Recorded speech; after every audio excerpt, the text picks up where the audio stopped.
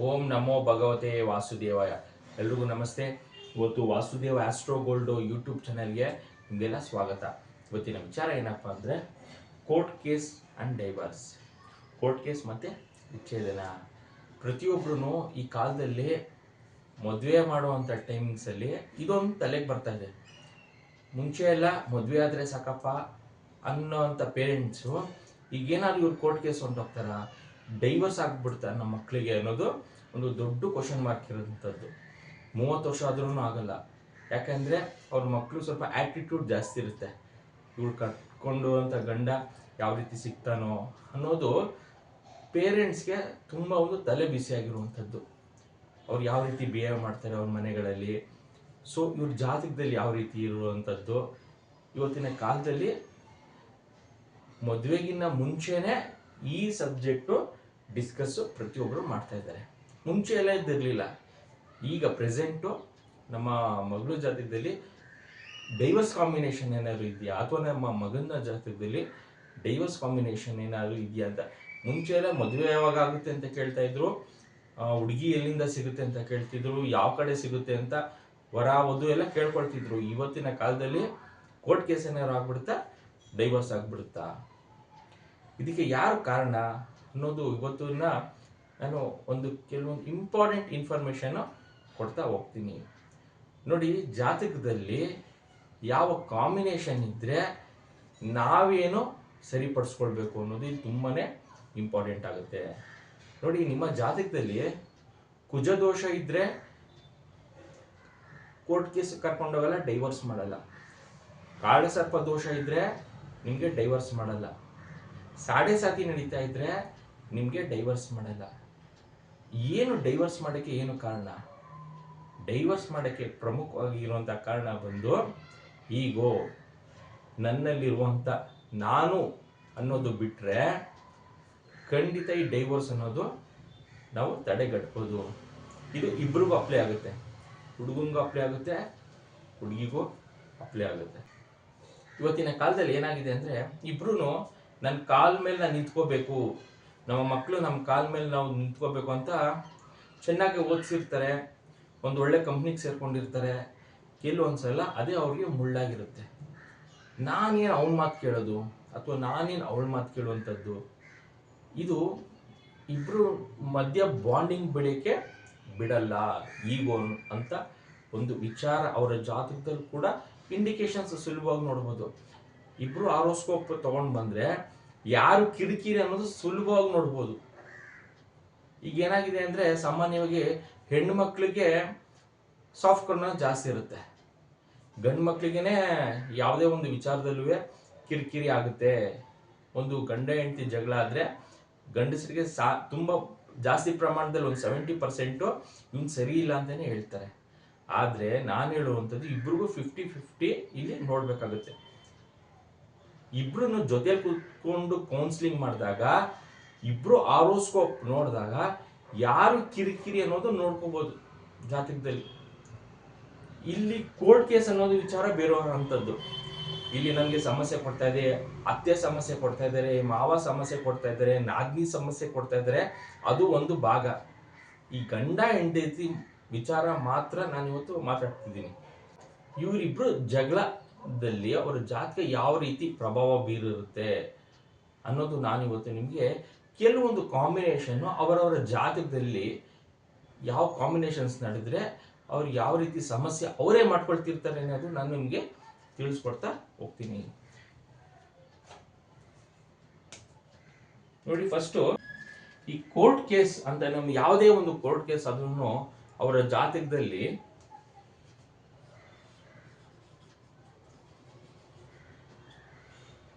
ಈ 7ನೇ ಮನೆ, 8 ಮತ್ತು 12ನೇ ಮನೆ ಏನಾದ್ರು ಇದ್ರೆ ಸ್ವಲ್ಪ ಕೋರ್ಟ್ ಕೇಸ್ ಆಗುವಂಥದ್ದು. ಇದ್ರ ಜೊತೆ 5A12 ಅಂತ ಕಾಂಬಿನೇಷನ್ಸ್ ನೋಡ್ತೀವಿ, ಮತ್ತೆ 3A12 ಈ ಕಾಂಬಿನೇಷನ್ಸ್ ಇದ್ದಾಗ ಏನಾದರೂ ಒಂದು ಕೋರ್ಟಲ್ಲಿ ಹೋಗಿ ಒಂದು ಸಮಸ್ಯೆಗೆ ಸಿಕ್ಕಾಕೊಳ್ಳುವಂಥದ್ದು.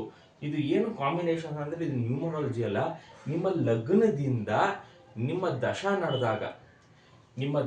ನಡೆದಾಗ ಯಾವ ದಶ ನಡೀತಾ ಇದೆ, ಲಗ್ನದಿಂದ ಯಾವುದೋ ಒಂದು 8ನೇ ಮನೆ ದಶ ನಡೀತಾ ಇದೆ ಅಂತ ಅನ್ಕೊಳ್ಳೋಣ. 8ನೇ ಮನೆ ಜೊತೆ ಯಾವುದೋ ಒಂದು 11ನೇ ಮನೆ ಗ್ರಹ 2 ಮನೆ ತಗೊಂಡಿರುತ್ತೆ. 8 + 12 ಇದರ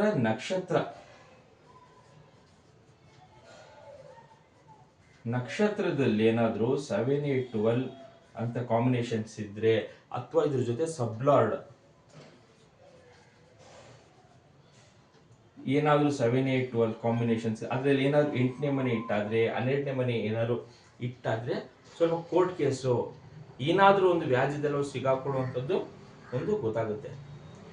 ಇದು ಅವ್ರ ಪರ್ಸನಲ್ ಲೈಫ್ ಹೆಂಗಿರುತ್ತೆ, ಅವ್ರ ಜಾತಕದಲ್ಲಿ ಏನಾದ್ರು ಕಿರಿಕಿರಿ ಇದೆಯಾ ಅಂತ ಅವರ ದಶಾಭುಕ್ತಿಲಿ ಕೂಡ ನಾವು ತಿಳ್ಕೊಳ್ಬೋದು. ಅವರ ದಶದಲ್ಲಿ ಇದು ಸುಮ್ಮನೆ ಕೋರ್ಟ್ ಮ್ಯಾಟ್ರ್. ಇದು ನಮ್ದು ಯಾವ್ದಾದ್ರು ಒಂದು ಕೋರ್ಟ್ ಕೇಸು ಅವ್ರು ಹಾಕೊಂಡಿದ್ದಾರೆ, ಯಾರು ಬೇರೆಯವ್ರು ಹಾಕ್ಬಿಟ್ಟಿದ್ದಾರೆ, ಕೋರ್ಟ್ ಕೇಸು ನಡೀತಾನೆ ಇದೆ, ನಮ್ದು 20 ವರ್ಷದಿಂದ ನಡೀತಾ ಇದೆ ಅಂದ್ರೆ ಈ ಕಾಂಬಿನೇಷನ್ಸ್ ಎಲ್ಲ ಇರುವಂತದ್ದು. ಸ್ಪೆಸಿಫಿಕ್ ಆಗಿ ಈಗೋ ಇದೆಯಾ, ಈ ಈಗೋ ನಥಿಂಗ್ ಬಟ್ ಡೈವರ್ಸ್.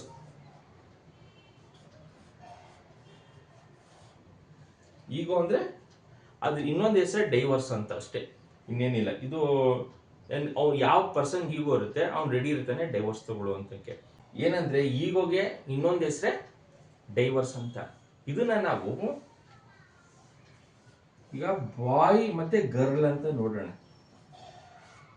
ಈ ಬಾಯಲ್ಲಿ ಏನಾದ್ರೂ 1, 6, 10, ಗರ್ಲಲ್ಲಿ 2, 7, 11 ಕಾಂಬಿನೇಷನ್ ಅಂದ್ರೆ ಅವರ ಲಗ್ನದಿಂದ ಈ ಕಾಂಬಿನೇಷನ್ಸ್ ಆಕ್ಟಿವ್ ಹೇಳಿದ್ರೆ ಹುಡುಗ ತುಂಬಾ ರಫ್ ಇರ್ತಾನೆ.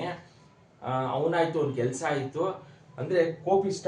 ಆದ್ರೆ 6 ಇಟ್ಟಾದ್ರೆ ಅವನಾಯ್ತು ಅವ್ನ ಕೆಲಸ ಆಯ್ತು, ಸಂಸಾರದಲ್ಲಿ ಅಷ್ಟೊಂದು ಇಂಟ್ರೆಸ್ಟ್ ಇರಲ್ಲ. ಹುಡುಗಿಗೆ ಏನಾದ್ರು 2, 7, 11 ಕಾಂಬಿನೇಷನ್ಸ್ ಇದ್ರೆ ಅವಳು ಸಂಸಾರನ ಮ್ಯಾರೇಜ್ ಮಾಡ್ಕೊಂಡು ಹೋಗ್ತಿರ್ತಾಳೆ.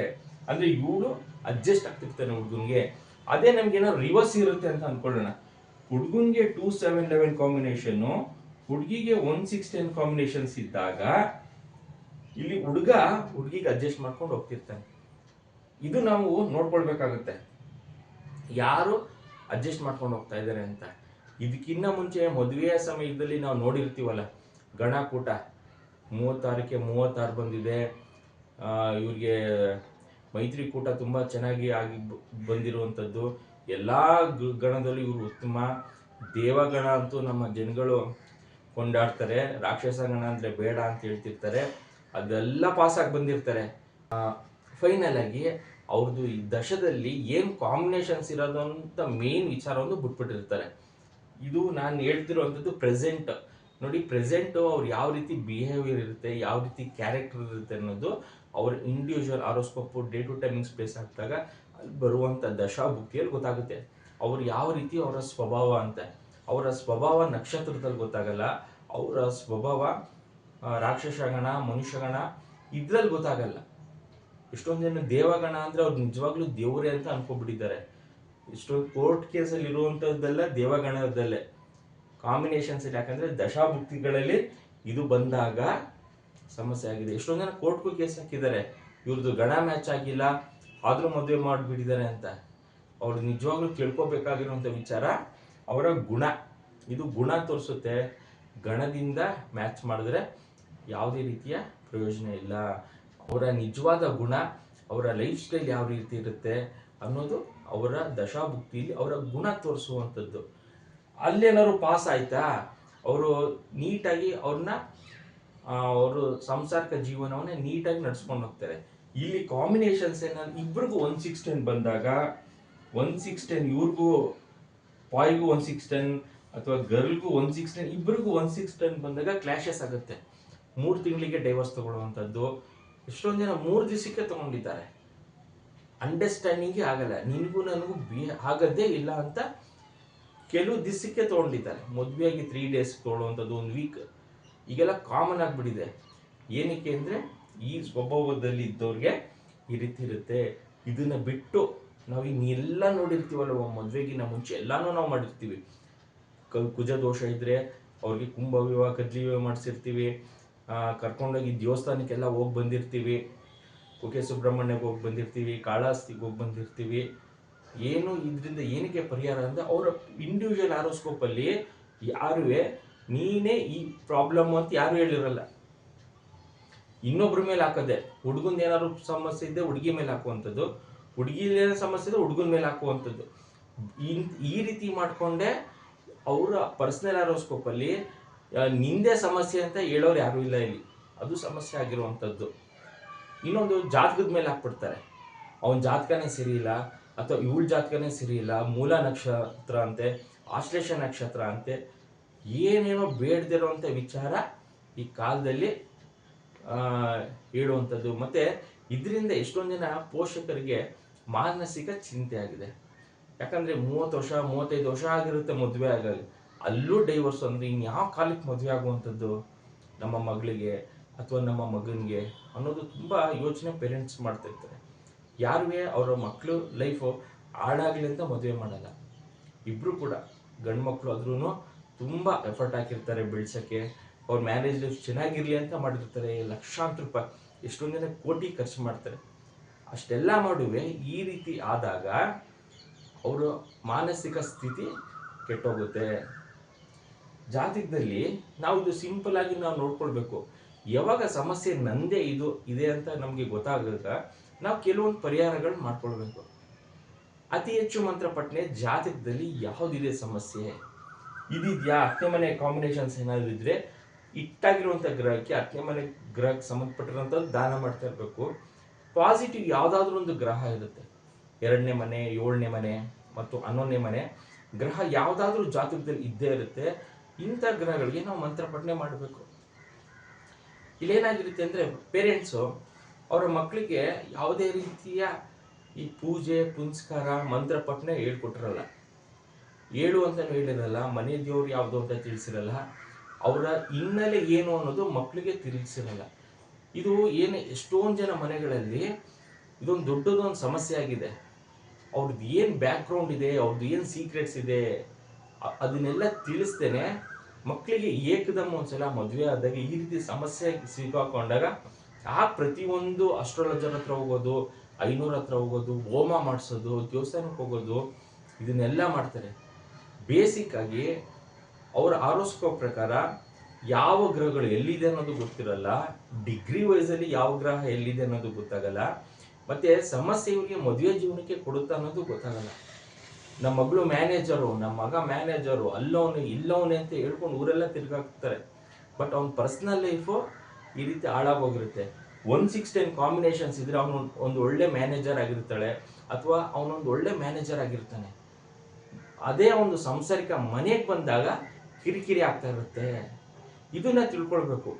ಈಗ ತಿಳ್ಕೊಂಡ್ಮೇಲೆ ನಮ್ಗೆ ಇದು ಗೊತ್ತಾಗಿದೆ, ಕಾಂಬಿನೇಷನ್ಸ್ ಅಲ್ಲಿ ನಂದು ಸಮಸ್ಯೆ ಇದ್ದಾಗ ನಾನು ಕೆಲವೊಂದು ಪರಿಹಾರಗಳು ಸಣ್ಣ ಪುಟ್ಟದ್ದು ಮಾಡಬೇಕಾಗುತ್ತೆ. ಏನು ಕಾಂಬಿನೇಷನ್ಸ್ ಅಲ್ಲಿ 2ನೇ ಮನೆ ಅವೆಲ್ಲ ನಿಮ್ಮ ಸಂಸಾರಿಕ ಜೀವನ ಮತ್ತೆ ನಿಮ್ಮದು ಫೈನಾನ್ಷಿಯಲ್ ಕಂಡೀಷನ್ ಎಲ್ಲ ಇಂಪ್ರೂವ್ ಮಾಡುವಂಥದ್ದು. ಲಗ್ನದಿಂದ 2ನೇ ಮನೆ ಯಾವುದಿದೆ ಡಿಗ್ರಿ ವೈಸಲ್ಲಿ, ಲಗ್ನದಿಂದ 7ನೇ ಮನೆ ಯಾವುದಿದೆ ಡಿಗ್ರಿ ವೈಸಲ್ಲಿ, ಲಗ್ನದಿಂದ 11ನೇ ಮನೆ ಯಾವ ಗ್ರಹ ಇದೆ ಆ ಗ್ರಹಕ್ಕೆ ಸಂಬಂಧಪಟ್ಟಿರೋದು ಉಂಗ್ರ ರುದ್ರಾಕ್ಷಿ ಮಂತ್ರ ಪಠನೆ ಮಾಡಿದರೆ ನಿಮ್ದು ಏನೇ ಸಮಸ್ಯೆ ಇದ್ರೂ ದೊಡ್ಡದಲ್ಲಾಗುವಂಥದ್ದು ಸಮಸ್ಯೆ ಕಮ್ಮಿಯಲ್ಲಾಗ್ತಾ ಇರುತ್ತೆ. ಅಟ್ಲೀಸ್ಟ್ ನಿಮ್ಗೇನಾದ್ರು ಗುರುದಶೆ ನಡೀತಾ ಇದೆ, 1-6-10 ಕಾಂಬಿನೇಷನ್ ಇದೆ ಅಂತ ಅನ್ಕೊಳ್ಳೋಣ, ಆ ಗುರುದಶೆ ನಡೀತನಕ ಆದ್ರೂ ನಿಮ್ದು ಸಮಸ್ಯೆ ದೊಡ್ಡದ್ರಲ್ಲಿರೋದು ಸಣ್ಣದ್ರಲ್ಲಿರುತ್ತೆ. ನಿಮ್ದು ಏನು ಈಗೋ ಇರುತ್ತೆ ಅದು ಆಟೋಮೆಟಿಕ್ ಆಗಿ ಕಂಟ್ರೋಲ್ ಆಗ್ತಾ ಹೋಗುತ್ತೆ. ಈ ರೀತಿ ಮಂತ್ರ ಪಠನೆ ಯಾವ ವಿಚಾರಕ್ಕೆ ಮಾಡಬೇಕು ಅನ್ನೋದು ಫಸ್ಟ್ ತಿಳ್ಕೊಳ್ಬೇಕಾಗಿರುವಂಥದ್ದು. ಕೋರ್ಟ್ ಕೇಸ್ಗೆ ನಾವು ಸುಮ್ಮನೆ ಹಿಂಗೆ ಆದಾಗ ಎಷ್ಟೊಂದು ಜನ ಸುಮ್ಮನೆ ಹಾಕೊಂಡಿರ್ತಾರೆ. ಯಾವುದೋ ಒಂದು ವಿಚಾರಕ್ಕೆ ಅವರು ಸಣ್ಣ ಪುಟ್ಟ ವಿಚಾರಕ್ಕೆ ಕೋರ್ಟ್ ಕೇಸ್ ಏನಾದ್ರು ಹೋಗಿದ್ದಾರೆ ಅಂದರೆ ಅದು ಈಗೋಯಿಂದಾನೇ ಹೋಗೋಕ್ಕೆ ಸಾಧ್ಯ. ಅದು ಬಿಟ್ಟು ನಿಮಗೆ ಯಾವುದೇ ರೀತಿಯ ದೋಷಗಳು ಕೋರ್ಟ್ಗೆ ಕರ್ಕೊಂಡೋಗಿ ನಿಲ್ಲಿಸಲ್ಲ ಮತ್ತು ಡೈವೋರ್ಸ್ಗೆ ನಿಲ್ಲಿಸಲ್ಲ. ಇದಂತೂ ತಿಳ್ಕೊಬಿಡಿ. ನಮಗೆ ಕುಜದೋಷ ಆಯಿತು ಅದಕ್ಕೆ ನಮಗೆ ಡೈವರ್ಸ್ ಆಯಿತು, ಕಾಳಸರ್ಪ ದೋಷ ಆಯಿತು ಅದಕ್ಕೆ ಡೈವರ್ಸ್ ಆಯಿತು. 80% ಜನಕ್ಕೆ ಯೋಗಗಳಿರುತ್ತೆ. ಕುಜದೋಷ ಇದ್ದರೆ ನೀವು ಸ್ಟ್ರಾಂಗ್ ಬಿಹೇವ್ನೆಸ್ ಇರ್ತೀರಾ, ಅದು 8ರಲ್ಲಿ ಇರಲಿ 12ನೇ ಮನೆಯಲ್ಲಿ ಇರಲಿ, ಏನೇ ಸಮಸ್ಯೆ ಬಂದ್ರೂ ಲೈಫಲ್ಲಿ ಫೇಸ್ ಮಾಡ್ತೀರಾ. ಕುಜದೋಷ ಇದ್ದರೆ ಈ ರೀತಿ ವಿಚಾರಗಳು ನಾವು ತಿಳ್ಕೊಳ್ಬೇಕಾಗುತ್ತೆ. ನಾವು ತಿಳ್ಕೊಂಡಿರೋದೆಲ್ಲ ಬೋಗಸ್ ವಿಚಾರ, ಏನು ಬೇಡ ಅದನ್ನೇ ಮಾಡಿರ್ತೀವಿ. ಏನು ಮಂತ್ರ ಪಠನೆ ನಮ್ಮ ಲೈಫಲ್ಲಿ ಮಾಡಬೇಕು ಅದು ಮಾಡಿರಲ್ಲ. ಜಾತಕ ಯಾವ ರೀತಿ ನಮ್ಮ ದಶಾಭುಕ್ತಿ ನಡೀತಾ ಇದೆ ಅದನ್ನ ನಾವು ತಿಳ್ಕೊಂಡಿರಲ್ಲ. ಬರೀ ಬರೀ ಯಾರೋ 500 ಹೇಳ್ಬಿಟ್ರು ನಮ್ಮಿಬ್ರನ್ನ ಸೇರಿಸ್ಬಿಟ್ರು ಅಂತ ಹೇಳ್ತಾರೆ. ನಿಮ್ಮ ಆರೋಸ್ಕೋಪ್ ಪ್ರಕಾರ ನಿಮ್ದು ನೀವೇನ್ ಮಾಡಿದ್ದೀರಾ, ನೀವೇನ್ ಮಂತ್ರ ಪಠನೆ ಮಾಡಿದ್ದೀರಾ ಅನ್ನೋದು ತುಂಬಾ ಇಂಪಾರ್ಟೆಂಟ್ ಆಗ್ತಾ ಹೋಗುತ್ತೆ. ಫಸ್ಟ್ ಪೇರೆಂಟ್ಸ್ ಇದನ್ನೆಲ್ಲ ಅರ್ಥ ಮಾಡ್ಕೊಳ್ಬೇಕು. ಪೇರೆಂಟ್ಸ್ ಅರ್ಥ ಮಾಡ್ಕೊಂಡಾಗ ಇದನ್ನೆಲ್ಲ ಮಕ್ಕಳಿಗೆ ಚಿಕ್ಕ ವಯಸ್ಸಿಂದ ತಿಳಿಸಿದಾಗ ಅವ್ರಿಗೆ ಮೈಂಡ್ಗೆ ಹೋಗಿರುತ್ತೆ. ಏಕದಮ್ ಅವ್ರು 35 ವರ್ಷ ಆದ್ಮೇಲೆ ನೀವು ಜಾತಕ ನೋಡು ಅಂದ್ರೆ ಅವರೆಲ್ಲ, ಯಾಕಂದ್ರೆ ಇದು ನಂಬಲ್ಲ. ಫಸ್ಟ್ ಆಫ್ ಆಲ್ ಈ ಸಬ್ಜೆಕ್ಟ್ನ ಕೆಲವೊಬ್ರು ನಂಬದೇ ಇಲ್ಲ. ಇದು ಬೋಗಸು, ಸುಳ್ಳು ಅಂತ ಎಷ್ಟೊಂದು ಜನಕ್ಕೆ ತಲೆಗೆ ಇದೆ. ಆಫ್ಟರ್ ಅವ್ರಿಗೆ 40-50 ಆದ್ಮೇಲೆ ಎಲ್ಲ ಫೇಲ್ಯೂರ್ ಆದ್ಮೇಲೆ ಖಂಡಿತ ಹೋಗ್ತಾರೆ. ಅದು ರಾಂಗ್ ಅಸ್ಟ್ರಾಲಜರ್ ಹತ್ರನೇ ಹೋಗ್ತಾರೆ. ಏನಕ್ಕೆ ಅಂದ್ರೆ ಅವ್ರ ದಶಾಭುಕ್ತಿ ಅದೇ ರೀತಿ ಇರುತ್ತೆ. ಯಾರಿಗೆ 7-8-12 5-8-12 ಹಿಂಗ್ ನಡೆದಿರುತ್ತೆ ಅವರೆಲ್ಲ ಅವ್ರಿಗೆ ಸಿಗೋದೆಲ್ಲ ಲಾಸೆ. ಒಬ್ಬ ಅಸ್ಟ್ರಾಲಜರ್ ಸಿಕ್ಕಿದ್ರ ಅವನು ಲಾಸೆ, ಒಬ್ಬ ಫ್ರೆಂಡ್ ಸಿಕ್ಕಿದ್ನ ಬಿಸ್ನೆಸ್ ಮಾಡೋನು ಅವನು ಲಾಸೆ. ಈ ರೀತಿ ಸಮಸ್ಯೆ ಈಗ ನಡೆದಿರುತ್ತೆ. ನಿಮ್ಗೆ ಒಳ್ಳೇದನ್ನೋದು ದೇವ್ರು ಕೊಡೋದೇ ಇಲ್ಲ. ಕಾಂಬಿನೇಷನ್ ಇದು ನಡೆದಾಗ ನೀವು ಏನಾದ್ರೂ ಮಂತ್ರ ಪಠನೆ ಮಾಡಿದ್ದಾದ್ರೆ ಒಳ್ಳೆ ಕಾಂಬಿನೇಷನ್ಸ್ ಅಲ್ಲಿ ಯಾವ ಸಮಸ್ಯೆಗೆ ಯಾವ ಪರಿಹಾರ ಅನ್ನೋದು ದೇವರೇ ನಿಮ್ಗೆ ಕೊಡ್ತಿರ್ತಾನೆ. ಇದು ನಾವು ತಿಳ್ಕೊಳ್ಬೇಕು. ಮೇನ್ ಆಗಿ ನಮ್ಮ ಜಾತಕದಲ್ಲಿ ಏನ್ ಸಮಸ್ಯೆ ಇದೆ, ಈಗೋ ನನ್ನಿಂದನೇ ಇದೆಯಾ ಅಥವಾ ನಮ್ಮ ಪಾರ್ಟ್ನರ್ ಇಂದ ಈಗೋ ಇದೆಯಾ, ಇಷ್ಟನ್ನು ತಿಳ್ಕೊಬಿಟ್ರೆ ನಮ್ಗೆ ಇಲ್ಲಿಗೆ ಕೋರ್ಟ್ ಕೇಸ್ಗೆ ಹೋಗಲ್ಲ, ವಿಚ್ಛೇದನ ಕೂಡ ಅಂತೂ ಆಗಕ್ಕೆ ಸಾಧ್ಯನೇ ಇಲ್ಲ. ಯಾವುದೇ 36 ಪಾಯಿಂಟ್ಸ್ ಬಂದ್ರು 36 ಬಂದ್ರು ಕೋರ್ಟಲ್ಲಿ ಇದ್ದಾರೆ. ಮೈತ್ರಿಕೂಟ ಗಣಕೂಟ ಎಲ್ಲಾ ಮ್ಯಾಚ್ ಆಗಿದೆ ಆದ್ರೂ ಕೂಡ ಕೋರ್ಟಲ್ಲಿ ಇದ್ದಾರೆ. ಏನಕ್ಕೆ ಅಂದ್ರೆ ಒಂದೇ ವಿಚಾರ, ಅವ್ರಿಗೆ ನಡೀತಿರುವಂಥದ್ದು ದಶದಲ್ಲಿ ಈಗೋ ಇದೆಯಾ ಅನ್ನೋದು ಯಾರು ನೋಡಲ್ಲ. 10ನೇ ಮನೆ ಇದೆಯಾ, ಈಗೋ ಅನ್ನೋದು ಸಿಂಪಲ್ ಆಗಿ ತಿಳ್ಕೊಬೋದು. ನೀನೇಮ ಸಮಸ್ಯೆ ಅಂತ ನಾನು ಕನ್ಸಲ್ಟೇಷನ್ ಅಲ್ಲಿ ಹೇಳ್ತಿರ್ತೀನಿ. ನಿಮ್ದೇ ಸಮಸ್ಯೆ ಅಥವಾ ನಿಮ್ಮ ಪಾರ್ಟ್ನರ್ದೇ ಸಮಸ್ಯೆ, ನೀವೇ ಅಡ್ಜಸ್ಟ್ ಮಾಡ್ಕೊಂಡು ಹೋಗ್ತೀರಾ, ಮತ್ತೆ ಅದು ಡೈವರ್ಸ್ ಕಾಂಬಿನೇಷನ್ ಆಗಿದೆಯಾ ಅಥವಾ ಎಲ್ಲಿ ತನಕ ಸಮಸ್ಯೆ ಇದೆ ಅನ್ನೋದು ಜಾತಕದ ವಿಶ್ಲೇಷಣೆ ಟೈಮಿಂಗ್ಸ್ ಅಲ್ಲಿ ನಾವು ತಿಳ್ಕೊಳ್ಬೋದು. ಮೇಯ್ನ್ ಆಗಿ ನಮ್ಮ ಜಾತಕದಲ್ಲಿ ಕಾಂಬಿನೇಷನ್ಸ್ ಏನಿದೆ ಅದನ್ನ ತಿಳ್ಕೊಬಿಟ್ರೆ ಸಾಕು. ಪೇರೆಂಟ್ಸ್ ಆಗಲಿ ಮಕ್ಕಳಾಗ್ಲಿ. ಯಾಕಂದ್ರೆ ಇಲ್ಲಿ ಯಾಕೆ ನಾನು ಪೇರೆಂಟ್ಸ್ ಹೇಳ್ತಾ ಇದ್ದೀನಿ ಅಂದ್ರೆ ಅವ್ರು ಏನು ಶ್ರಮ ಪಟ್ಟಿರ್ತಾರೆ, ಅವ್ರ ಎಂಟೈರ್ ಲೈಫಲ್ಲಿ ದುಡ್ದಿರೋಂಥ ದುಡ್ಡು ಒಂದೇ ಒಂದು ಮದುವೆಗೆ ಹಾಕಿರ್ತಾರೆ. 50 ಲಕ್ಷ 60 ಲಕ್ಷ 1 ಕೋಟಿ ಅದಾಗಿ ಒಂದು ತಿಂಗಳಾಗಿರಲ್ಲ ಡೈವರ್ಸ್ ಹೊಂಟೋಗಿರುತ್ತೆ. ಅದಕ್ಕೋಸ್ಕರನೇ ನಾನು ಏನಕ್ಕೆ ಪೇರೆಂಟ್ಸ್ಗೆ ಪ್ರತಿ ಸಲನೂ ಹೇಳ್ತಿರ್ತೀನಿ ಅಂದರೆ, ನೀವು ಯಾವಾಗ ಈ ರೀತಿ ನೋಡಿರ್ತೀರಾ ನಮ್ಮ ಮಗಂದೇ ಸಮಸ್ಯೆ ಇದೆಯಾ ಅಥವಾ ನಮ್ಗೆ ಬರುವಂಥ ಸೊಸೆಲ್ ಸಮಸ್ಯೆ ಇದೆಯಾ ಅನ್ನೋದು ನೀವು ಯಾವಾಗ ತಿಳ್ಕೊಳ್ತೀರಾ ಆಗ ಅದಕ್ಕೊಂದು ಪರಿಹಾರ ಸಿಗುವಂಥದ್ದು. ಅಥವಾ ನಿಮ್ಮ ಮಗಂದೇ 6ನೇ ಮನೆ ಇದೆಯಾ, ಅದಕ್ಕೆ ಸಂಬಂಧಪಟ್ಟಿರುವಂಥ ಪದಾರ್ಥನ ಅದು ಸ್ವಲ್ಪ ದಾನ ಮಾಡಿಸಿ. ಯಾವ ಗ್ರಹ ಸ್ಟ್ರಾಂಗ್ ಆಗಿದೆ ಮದುವೆ ವಿಚಾರಕ್ಕೆ, 2ನೇ ಮನೆ 7 11ನೇ ಮನೆ ಆಗ್ಲೇ ಹೇಳಿದ್ದೀನಿ, ಆ ಗ್ರಹಕ್ಕೆ ಸಂಬಂಧಪಟ್ಟಿರೋದು ಉಂಗುರ ರುದ್ರಾಕ್ಷಿ ಮಂತ್ರ ಪಠನೆ ಮಾಡಿಸಿ. ಆಗ ಇಲ್ಲಿ ಏನೇ ಒಂದು ಸಮಸ್ಯೆ ಇದ್ರೂ ಅದರಿಂದ ನಾವು ಹೊರಗೆ ತರ್ಬೋದು. ಖಂಡಿತ ಕೋರ್ಟ್ ಕೇಸ್ಗೆ ಹೋಗೋ ಅವಶ್ಯಕತೆ ಇಲ್ಲ, ಡೈವರ್ಸ್ ಆಗೋ ಸಮಸ್ಯೆ ಕೂಡ ಇರಲ್ಲ. ಇದನ್ನ ತಿಳ್ಕೊಂಡ್ರೆ ಸಾಕು. ಕೋರ್ಟ್ ಕೇಸ್ ಮತ್ತೆ ಡೈವರ್ಸ್ ವಿಚಾರ ಇನ್ನು ನಾನು ಕೆಲವೊಂದು ಈ ಥರ ವಿಚಾರಗಳು ಹಳೆ ಎಪಿಸೋಡಲ್ಲಿ ಕೂಡ ತಿಳಿಸಿದ್ದೀನಿ. ಇವತ್ತು ಎಸ್ಪೆಷಲಿ ನನಗೆ ಫೋನ್ ಮಾಡಿ ಸುಮಾರು ಜನ ಏನಕ್ಕೆ ಕೋರ್ಟ್ ಕೇಸ್ ಹೋಗುತ್ತೆ, ಏನಕ್ಕೆ ಡೈವರ್ಸ್ ಆಗುತ್ತೆ ಅನ್ನೋದು ಎಷ್ಟೊಂದು ಜನಕ್ಕೆ ಪ್ರಶ್ನೆ. ತುಂಬ ಮುಗ್ಧ ಅಂತಾರೆ, ಕಾಂಬಿನೇಷನಲ್ಲಿ 10ನೇ ಮನೆ ಇರುತ್ತೆ, ಅಥವಾ ನಮ್ಮ ಮಗಳು ತುಂಬ ಮುಗ್ದು ಅಂತಾರೆ, 10ನೇ ಮನೆ ಇರುತ್ತೆ, ಈಗೂ ಇರುತ್ತೆ, ಅದು ಗೊತ್ತಾಗಲ್ಲ. ಎಷ್ಟೊಂದು ಜನ ಲವ್ ಮಾಡಿರ್ತಾರೆ, 10 ವರ್ಷ ಲವ್ ಮಾಡಿರ್ತಾರೆ, ಒಂದು ಸಲ ಅವ್ರು ಸೇರ್ಕೊಂಡ ಮೇಲೇನೆ ಗೊತ್ತಾಗುತ್ತೆ ಈಗೋ ಯಾರಿಗಿದೆ ಅಂತ. 5 ವರ್ಷ 10 ವರ್ಷ ಲವ್ ಮಾಡಿರೋರು ಒಂದೇ ತಿಂಗಳಿಗೆ ಡೈವರ್ಸ್ ತಗೊಳ್ತಾರೆ. ಏನಕ್ಕೆ? ಅಲ್ಲಿ ಈಗೋ ತೋರಿಸಿರಲ್ಲ ಲವ್ ಮಾಡೋ ಟೈಮಿಂಗ್ಸ್ ಅಲ್ಲಿ ಪ್ರೀತಿ ತೋರಿಸಿರ್ತಾರೆ. 10 ವರ್ಷನೂ ಪ್ರೀತಿ ತೋರಿಸಿರೋರು ಅಂತರು ಮದುವೆ ಆದ್ಮೇಲೆ ಈಗೋ ತೋರ್ಸಕ್ ಬರ್ತಾರೆ, ಆಗ ಡೈವರ್ಸ್ ಆಗುತ್ತೆ. ಇದನ್ನ ಸಿಂಪಲ್ ಆಗಿ ಹೇಳ್ತಾ ಇದ್ದೀನಿ, ಇದನ್ನ ಅರ್ಥ ಮಾಡ್ಕೋಬೇಕು. ಮೇನ್ ಆಗಿ ರೀಸೆಂಟ್ ಆಗಿ ಬಂದಿರುವಂತದ್ದು ಕನ್ಸಲ್ಟೇಷನ್ 5 years ಇಂದ ಲವ್ ಮಾಡ್ತಾ ಇದ್ದಾರೆ, ಬಟ್ ಆದ್ರೂ ಕೂಡ ಡೈವರ್ಸ್ ತನಕ ಹೋಗಿದೆ. ಕಾಂಬಿನೇಷನ್ಸ್ ಅಲ್ಲಿ ಏನಪ್ಪಾ ಅಂದ್ರೆ ಇಬ್ರಿಗೂ ಈಗೋ ಇದೆ, ಇಬ್ರಿಗೂ 10ನೇ ಮನೆ ಇದೆ, ಇಬ್ರು ಒಳ್ಳೆ ಕಂಪ್ನಿಲಿ ಒಳ್ಳೆ ಪೊಸಿಷನ್ ಅಲ್ಲಿ ಇದ್ದಾರೆ, ತುಂಬಾ ಚೆನ್ನಾಗಿ ಸ್ಯಾಲ್ರಿ ತಗೊಳ್ಳುವಂಥದ್ದು. ಆದ್ರೆ ಸಂಸಾರ ಜೀವನಕ್ಕೆ ಬಂದಾಗ ಅಲ್ಲಿ ಈಗೋ ಒಂದು ಸಣ್ಣ ಪುಟ್ಟ ಕೆಲಸ ವಿಚಾರಕ್ಕೆ ಅವರು ಕೋರ್ಟ್ ಕಿಸ್ಕೊಂಡೋಗಿದ್ದಾರೆ. ನಾನು ಈ ಕೆಲಸ ಮಾಡ್ಬೇಕಾ ಮನೇಲಿ?